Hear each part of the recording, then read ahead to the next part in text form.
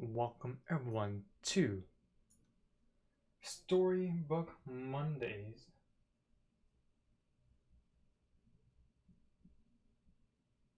Today we will finish George's Marvelous Medicine.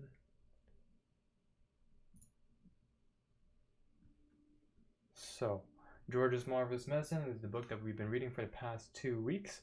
So we're going to finish that today. Alright, we are on page 63, so let's get to it. Mr. Cranky's great idea.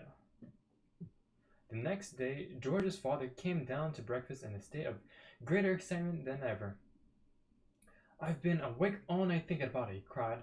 "About what, Dad?" George asked him. "About your marvelous medicine, of course.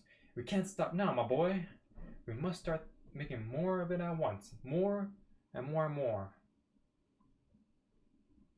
The giant stewing pot had become completely empty the day before because they had been so many sheep and pigs and cows and bullocks to be dosed. "But why do we need more, Dad?" George asked. "We've done all our own animals, and we've made Grandma feel as frisky as for it, even though she does have to sleep in the barn." "My dear boy," cried Mr. Killiecranky, "we need barrels and barrels of it, tons and tons. Then we will sell it to every farmer in the world so that all of them can have giant animals. We will build a marvelous medicine factory and sell the stuff in bottles at $10 apiece." I would assume that they can sell it for more than $10. "But wait a minute, Dad," George said. "There's no waiting," cried Mr. Cranky, working himself up so much that he put butter in his coffee and milk on his toast. "Don't you understand what this tremendous invention of yours is going to do to the world? Nobody will ever go hungry again." I can see that. Next page. There we go. "Why won't they?" asked George. "Because one giant cow will give 50 buckets of milk a day," cried Mr. Cranky, waving his arms. "One giant chicken will make 100 fried chicken dinners, and one giant pig will give you 1,000 pork chops. It's tremendous, my dear boy. It's fantastic. It'll change the world." "But wait a minute, Dad," George said again. "Don't keep saying wait a minute," shouted Mr. Cranky. "There isn't a minute to wait. We must get cracking at once." "Do calm down, my dear," Miss Cranky said from the other end of the table, "and stop putting marmalade on your cornflakes." "The heck with my cornflakes!" cried Mr. Cranky, leaping up from his chair.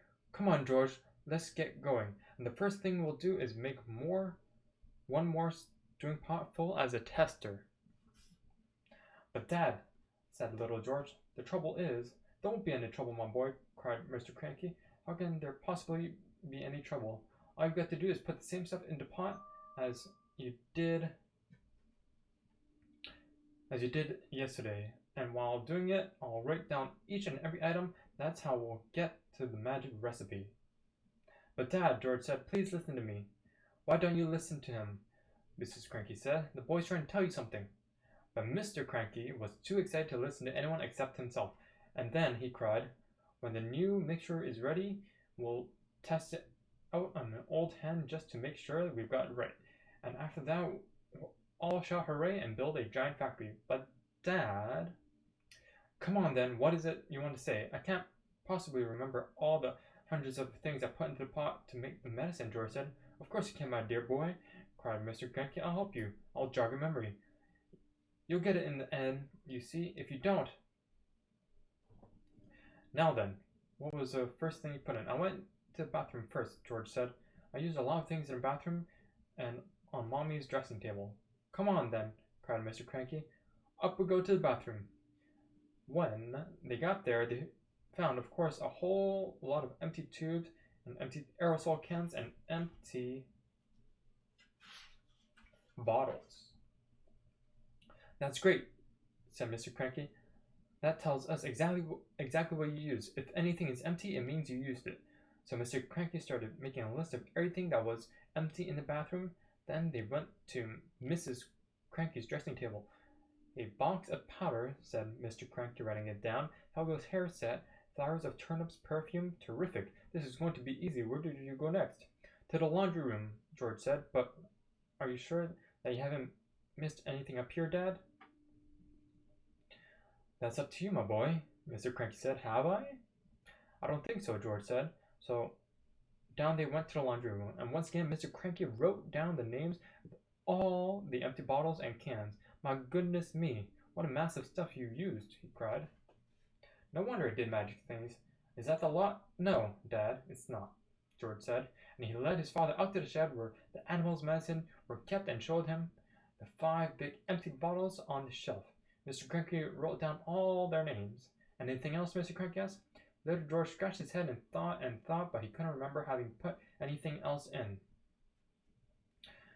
Mr. Killycranky leapt into his car and drove down to the village and bought new bottles and tubes and cans of everything on the list. Then he went to the vet and got a fresh supply of all the animal medicines George had used. Now show me how you did it, George, he said. Come along, show me exactly how you mixed them all together. Forgot to turn the page. There we go. Alright. Marvelous medicine number 2. They were in the kitchen now, and the big stewing pot was on the stove. All the things Mr. Cranky had bought were lined up near the sink. Come along, my boy, cried Mr. Killycranky. Which one did you put in first? This one, George said. Golden Gloss hair shampoo. He emptied the bottle into the pot. Now the toothpaste. George went on, and the shaving soap, and the face cream, and the nail polish. Keep at it, my boy, cried Mr. Cranky, dancing around the kitchen. Keep putting them in. Don't stop, don't pause, don't hesitate. It's a pleasure, my dear fellow, to watch you work. One by one, George poured and squeezed the things into the stewing pot with everything so close at hand the whole job didn't take more than 10 minutes. But then, when it was all done, the pot didn't somehow seem to be quite as full as it had been the first time. Now, what did you do? Cried Mr. Cranky. Did you stir it?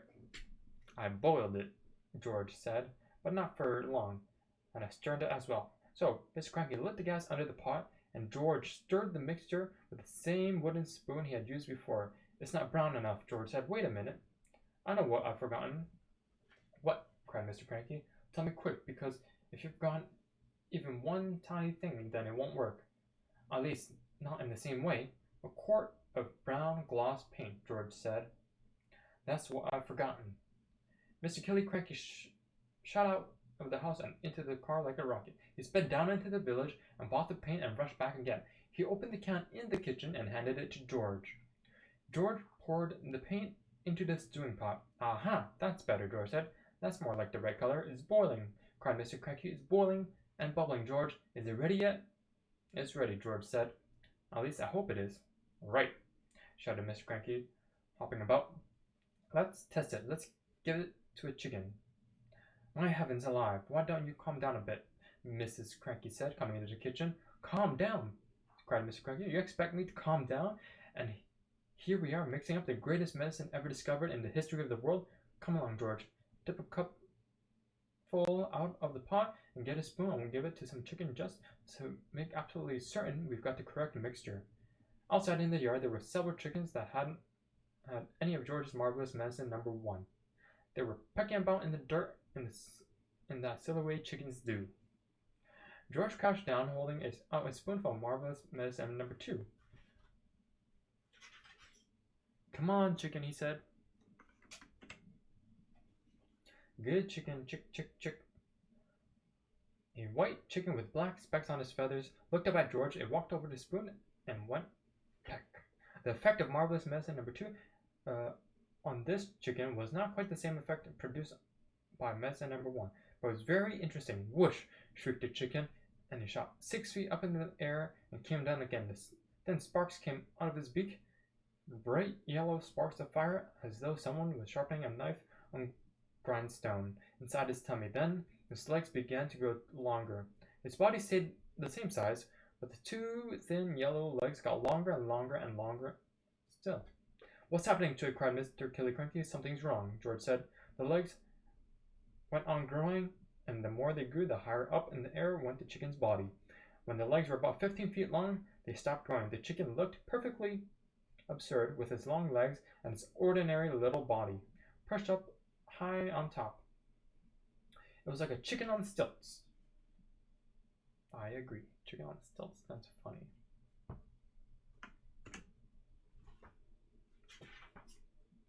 Oh my sainted aunts, cried Mr. Killiecranky. We've got it wrong. The chicken's no good to anybody. It's all legs. No one wants a chicken leg.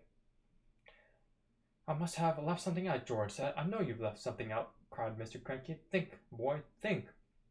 What was it you left out? I've got it, said George. What was it? Quick, flea powder for dogs, George said. You mean you put flea powder in the first one? Yes, Dad, I did. A whole carton of it. Then that's the answer. Wait a minute, said George. Did we have brown shoe polish on our list? We did not, said Mr. Cranky. I used that too, said George. Well, no wonder it went wrong, said Mr. Cranky. He was already running to his car as soon as he was heading down to the village to buy more flea powder and more shoe polish. Marvelous medicine number 3. Here it is, cried Mr. Killiecranky, rushing into the kitchen. 1 carton of flea powder for dogs and 1 can of brown shoe polish. George poured the flea powder into the giant stewing pot. Then he scooped the shoe polish out of his can and added that as well. Stir it up, George, shouted Mr. Cranky. Give it another boil. We've got it this time. I'll bet we've got it. After marvelous medicine number 3 had been boiled and stirred, George took a couple of it into the yard to try on another chicken. Mr. Cranky ran after him, flapping his arms and hopping with excitement. Come on and watch this one, he cried out to Mrs. Cranky. Come and watch us turn an ordinary chicken into a lovely, great big one that lay eggs as large as footballs. I hope you do better than the last one, said Mrs. Cranky, following them out. Come on, chicken, said George, holding out a spoonful of medicine number 3. Have some of this lovely medicine. A magnificent black cockerel with a scarlet comb came stepping over. The cockerel looked at the spoon and it went peck. Cock-a-doodle-doo, squawked the cockerel, shooting up into the air and coming down again. Watch him now, cried Mr. Cranky. Watch him grow. Any moment he's going to start getting bigger and bigger. Mr. Killiecranky and Mrs. Cranky and little George stood in the yard, staring at the black cockerel. The cockerel stood quite still. It looked as though it had a headache. What's happening to its neck? Said Mrs. Cranky. It's getting longer, George said. I'll say, it's getting longer, Mrs. Cranky said. Mr. Cranky for once said nothing. Mrs. Cranky said, now it's a neck. Who wants a chicken with a long neck? You can't eat a chicken's neck. It was an extraordinary sight. The cockerel's body hadn't grown at all, but the neck was now about 6 feet long. All right, George, Mr. Cranky said. What else have you forgotten? I don't know, George said. Oh, yes, you do, Mr. Cranky said. Come on, boy, think. There's possibly one vital thing missing, and you've got to remember it. I put in some engine oil from the garage, George said. Did you have that on your list? Eureka! Cried Mr. Cranky. That's the answer. How much did you put in? Half a pint, George said. Mr. Cranky ran into the garage, found another half pint of oil, and some antifreeze. George called out after him, I slosh in a bit of antifreeze.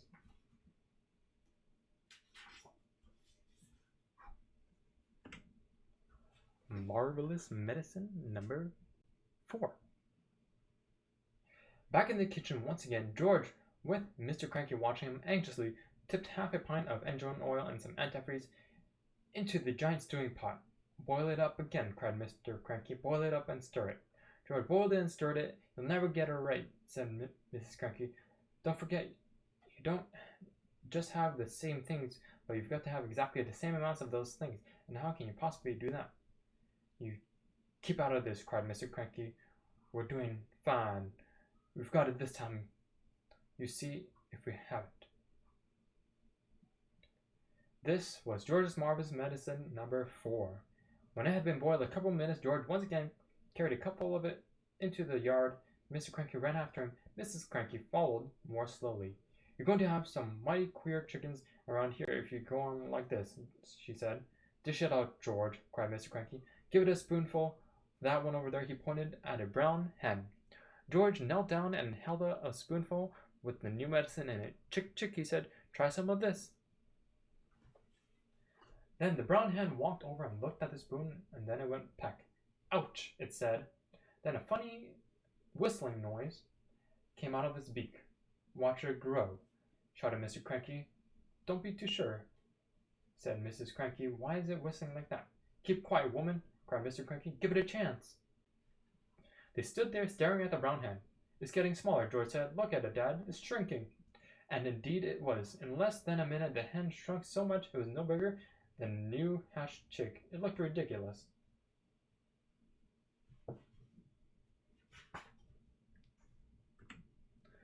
Goodbye, Grandma. There's still something you left out, Mr. Cranky said. I can't think of what it could be, George said. Give it up, Mrs. Cranky said. Pack it in. You'll never get it right. Mr. Cranky looked very forlorn. George looked pretty fed up, too. He was still kneeling on the ground with a spoon in one hand and a cupful of medicine in the other. The ridiculous tiny brown hen was walking away slowly. At that point, Grandma came striding into the yard. From her enormous height, she glared down at the three people below her and shouted, What's going on around here? Why hasn't anyone brought me my morning cup of tea? It's bad enough I have to sleep in the yard with the rats and mice, but I'll be blowed if I'm going to starve as well. No tea, no eggs, no bacon, no buttered toast. I'm sorry, Mother, Mrs. Cranky said. We've got terribly busy. I'll get you something right away. Let George get it. The lazy little brute, Grandma shouted. Just then, the old woman spotted the cup in George's hand. She knelt down and peered into it. She saw that it was full of brown liquid. It looked very much like her tea. Ho, ho, she cried. Ha, ha. So that's your little game, is it? You look after yourself all right, don't you? You make quite sure you've got a nice cup of morning tea, but you don't bring it to your poor old grandma. I always knew you were a selfish pig. Oh, she's looking very long. No, Grandma, George said. This isn't. Don't lie to me, boy, the enormous old hag shouted. Pass it up here. This minute. No, cried Mrs. Cranky. No, Mother, don't. That's not for you. Now you're against me, too? Shouted Grandma. You're my own daughter trying to stop me from having my breakfast, trying to starve me out. Mr. Cranky looked up at the horrid old woman and smiled sweetly. Of course it's for you, Grandma, he smiled. You take it and drink it while it's nice and hot. Don't think I won't, Grandma said, bending down from her great height and reaching out a huge horny hand for the cup. Hand it over, George. No, no, Grandma, George cried out, pulling the cup away. You mustn't. You're not to have it. Give it to me, boy, yelled Grandma. Don't, cried Mrs. Cranky. That's George's marvelous. Everything's George's around here. Oh, I forgot to turn it back. Everything's George's around here, shouted Grandma. George is this, George is that. I'm fed up with it. She snatched the cup out of little George's hand and carried it high up out of reach. Drink it up, Grandma, Mr. Cranky said, grinning hugely. Lovely tea. No, the other two cried, no, no, no. But it was too late. The ancient beanpole had already pulled the cup to her lips, and one big gulp she swallowed everything and that was in it. Mother, wailed Mrs. Cranky, you've just drunk 50 doses of George's marvelous medicine number 4. And look what one tiny spoonful did to the little brown hen. But Grandma didn't even hear her. Great clouds of steam were already pouring out of her mouth, and she began to whistle.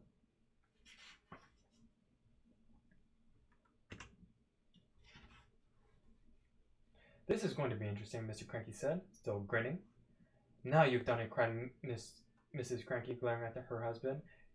You've cooked the old girl's goose. I didn't do anything, Mr. Cranky said. Oh, yes, you did. You told her to drink it.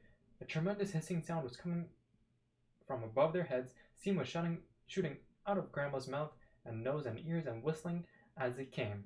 She'll feel better after she's let off a bit of steam, Mr. Cranky said. She's going to blow up, Mrs. Cranky wailed.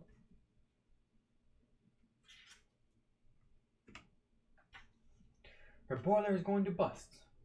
Stand clear, Mr. Cranky said. George was quite alarmed. He stood up and ran back a few paces. The jets of white steam kept squirting out of the skinny old hag's head, and the whistling was so high and shrill it hurt the ears. Call the fire department, cried Mrs. Cranky. Call the police. Man the hoses. Too late, said Mr. Cranky, looking pleased. Grandma, shrieked Mrs. Cranky. Mother, run to the drinking trough and put your head under the water. But even as she spoke, the whistling suddenly stopped and the steam disappeared. That was when Grandma began to get smaller. She started off with her head as high as the roof of the house, but now she was coming down fast. Watch this, George, Mr. Cranky shouted, hopping around the yard and flapping his arm. Watch what happens when someone had 50 spoonfuls instead of one. Very soon, Grandma was back to her normal height. Stop, cried Mrs. Cranky. That's just right. But she didn't stop. Smaller and smaller she got. Down and down she went. In another half-minute, she was no bigger than a bottle of lemonade. How do you feel, Mother? Asked Mrs. Cranky anxiously. Grandma's tiny face was still bore and the same foul and furious expression it had always had. Her eyes, no bigger now than little keyholes, were blazing with anger. How do I feel? She yelled.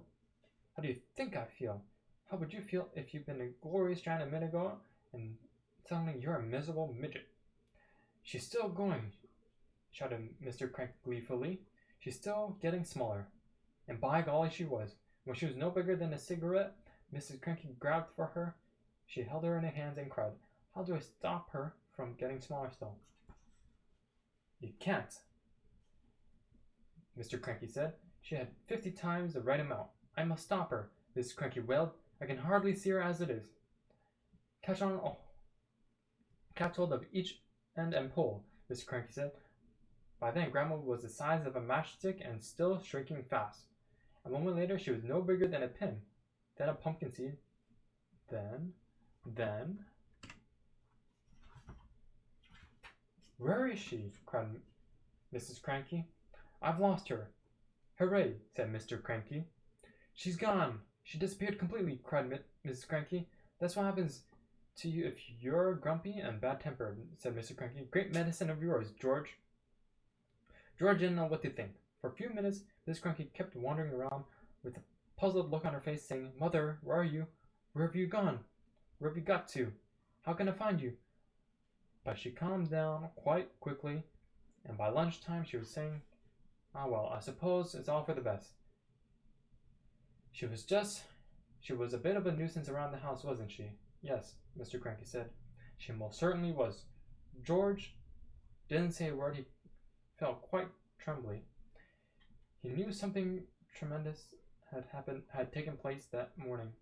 For a few brief moments, it touched with the very tips of his finger on the edge of the magic world. And on that concludes George's Marvelous Medicine. So, thank you everyone for joining me, and we will have a new book for you guys next week. So, everyone take care and be safe.